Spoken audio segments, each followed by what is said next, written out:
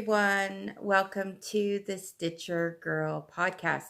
I hope you've been having an awesome holiday season with family, friends, and loved ones.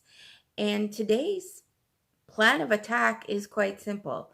I'm going to do a WIP Parade of my 2019 projects.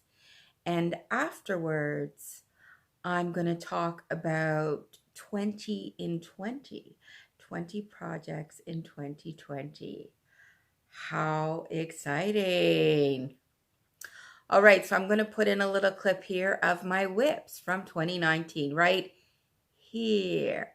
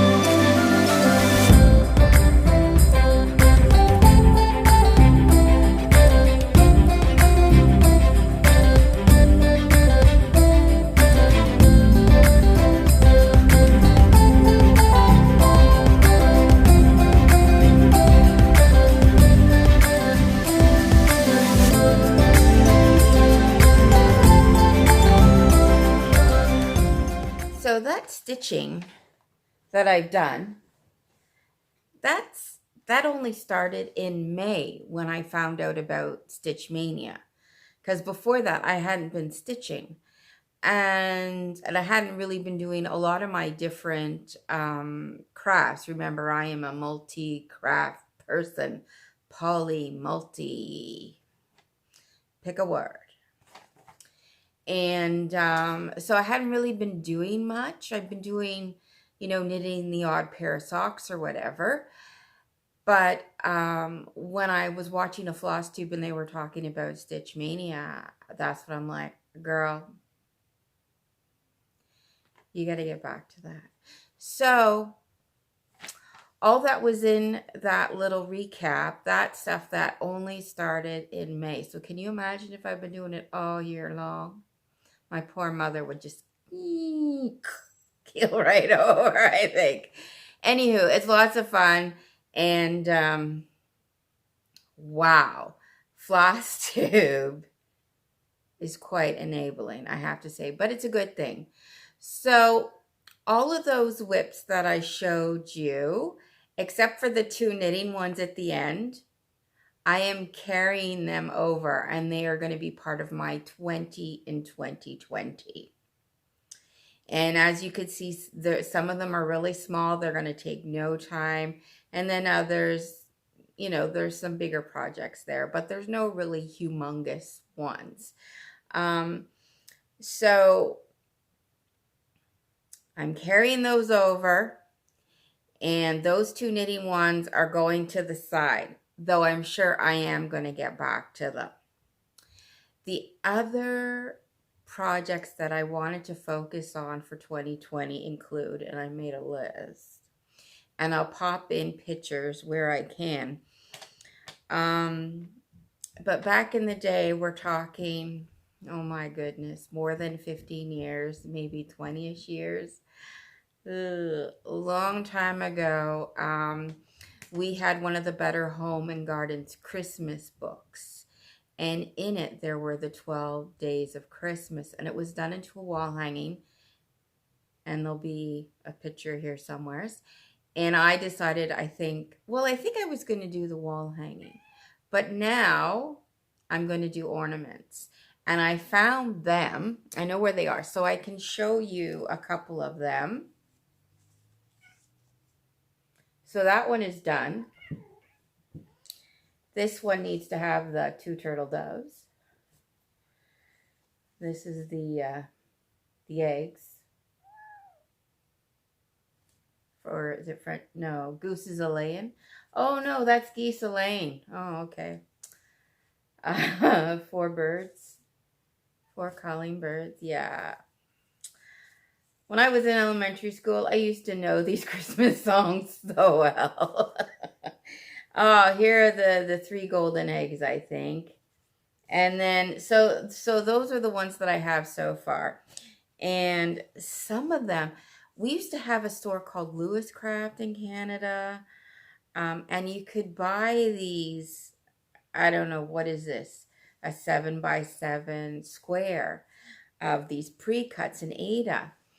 And needless to say, I've got a few different colors. And I think that's why I decided not to do a wall hanging. And I'm going to do ornaments now. And now that I know how to coffee and tea dye and dip dye and all that dye stuff, I think that's what I'm going to do. And then they'll look like they belong together. So that's going to be fun. So I really want to do 2 of those. Make 2 more. Stitch up 2 more.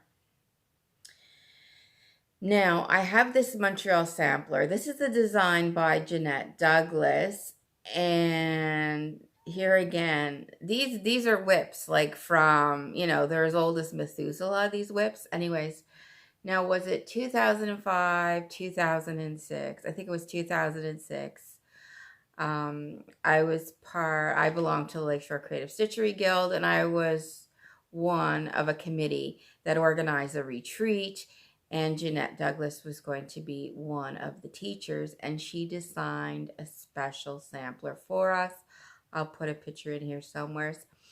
I'm not sure where it is because, you know, I've moved around a bit from Montreal down here and to Moncton. And I'm sure it's in a very safe place. Now, Jeanette, there isn't very much left to do, so it's probably horrifying you to know that I haven't finished it. But I think there's I don't know. It might be finished, and I just have to put beads or something.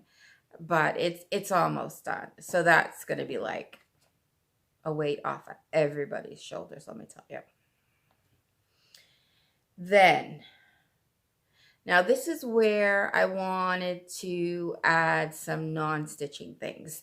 So I have another ancient WIP, Aunt Millie's Garden. Again, it was a block of the month at a local quilt shop when I lived in Montreal on the West Island. And I think I might have more than half of them done. It's from Aunt Millie's Garden, and that is a piece of cake design. And it's an applique quilt. Tons of applique. And the colors were just so exciting. And I was enjoying it, and I don't know what happened. I think what happened was I got to a block that had a lot of points, and appliquing points can be a pain in your tuchus, let me tell you. Anywho, when I find them, I'll bring them out and I'll show them to you too because they're just stunning. Stunning! So my plan is to make 2 blocks in 2020. They're quite big. Are they like 12 by 12 blocks? So, and it's applique, and the pattern repeats. So if you think of the block as in quarters, So whatever I do in the top right, it's going to be the same in the bottom left, and you go around. Yeah. So by the time you get around, you're like, whoa, you're just on fire. You've got your technique down. But I think I lost my mojo there for that, but that's okay. I'm going to get back to that, and my plan is to do 2 blocks this year. Another quilt project that I really need to just get her done, because the quilt is done, the quilt is sandwiched, and this was the quilt where I said, oh, I have to hand quilt it because it's tradition. Right. Anyways, well, yeah, I did start to hand quilt it, and it was looking really good. And it was kind of like freestyle hand quilting. It's not like your grandmother's fine stitching. It's your wild child's fast and dirty stitching. So I like it, and I've been using different colored threads. It's very traditional to use white thread when you're hand quilting. And, I've been, I think, adding green in some places, gold in some others, and blues to kind of pick up the colors of the quilt. And I'll put a picture of that too. That was another one of those block of the months. You go to the local quilt shop. I got her made. And that was a piece where that's how I learned how to piece on a sewing machine. That's how I learned how to use a sewing machine, was making that quilt. So, another goal this year is to do some rug hooking again. Rug hooking. Come on. That is #1 pastime in the Maritimes, right? So I received the winter edition of the primitive cross stitch and primitive punch hooking, that extraordinary magazine. Oh, come on, you all know what I'm talking about. Anyways, there's some beautiful punch hooking patterns, and they can very easily translate into rug hooking patterns. So there's a couple in there. There was an owl, and there were some Christmas ones, and I'm like, I'm gonna do a rug hooking thing. Yeah, because I have tons of rug hooking stuff.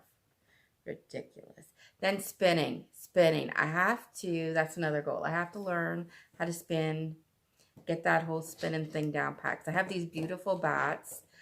Bats are wool fibers that haven't been spun. So, and this is the famous Turkish spindle, It's a very Jewish thing now, the Turkish spindle. The Turkish spindle, this is it here. It does come apart. And so when you're spinning your fiber, oh yeah, I don't know. But anyways, when you're spinning it and then you get a length that looks like a piece, like it looks like wool, then you wrap it around as you go. And as you wrap it around, it ends up looking like a god's eye, if you know what I mean. And yeah, this did not cost very much. This is a repurposed wood. And so I'm hoping to get down. There's a fiber spinning knitting store in St. John, New Brunswick, Good Vibrations. And I'm hoping to get down there and maybe beg them to do something with me. Anyways, that'll be fun because I have some beautiful, beautiful bats in that and roving and stuff. And I got to get that spun. So that was 19. So the 20th thing is knitting. And that is a Find Your Fade shawl. Now, this was a very big deal a couple of years ago. Well-known pattern by Andrea Mowry, who is like a huge star in the knitting world. And I'll put a picture of the shawl here. And yeah, so I have all kinds of yarn. And Find Your Fade, it's all about choosing your colors, She gives you a set pattern for knitting it up. You choose your colors, and then the colors just kind of blend into each other as you go along. And it's asymmetrical as well, so that makes it an interesting shape. So it's narrower at one end and blah, blah, blah. You know what that is. So I got to get on that. So those are the 20 in 20. So all those cross-stitch projects I just showed you in the parade, and then a couple that I've got to dig out and find to finish, some quilting projects, a little rug hooking, a little spinning, a little knitting. It's all going to be good. As long as there's cider, it's going to be awesome. Yeah. So those are my 20 in 2020 plans. So I'm really looking forward to that. And the next podcast, I'll talk about some of the sales that I'm going to be participating in this year. And when it comes to sales, I'm in and I'm out, I'm in and I'm out, and I'm in and I'm out. But they can kind of help you focus on getting things done. You know, it can keep you accountable too, right? So, you know, I'm hoping that's going to help me with my the memorabilia that I want to get done. And, but I do have a new start planned for New Year's Day. And I'm not working New Year's Eve and New Year's Day, so yay. And it's a Just Nan. It's another one that came over on the arc, you know, like I'm telling you. Just Nan, I think I checked the copyright and it's from the 90s. If not, the knots, the 2000s. And it's called the Peacock Cipher. And you may remember it, you may not remember it. This was something that I bought at Gita's 2006, just 2007, something like that, when I was up in Toronto for an Embroidery Association of Canada seminar. So this is the plan, and I'm looking forward to it. The colors are all turquoise, tealy colors, and there's some beautiful beads, some iridescent beads, and there is a peacock bead that is just stunning. So I have got to get that done because that is just too beautiful to be in a plastic bag. So right-ho. So that'll be my start. So I hope you enjoyed this WIP Parade and my plans for 2020. I look forward to hearing about all your plans. And I've already started watching some WIP Parades, and they are a ton of fun, I gotta say. It's really great seeing what people are stitching, what people are making, and having fun, and that's what it's all about. So I wish you and yours all the best for the new year, and peace, prosperity, and health to one and all. So hugs and kisses. Love you lots. I will see you in the new year. Thanks for watching the Stitcher Girl. Take care. Bye.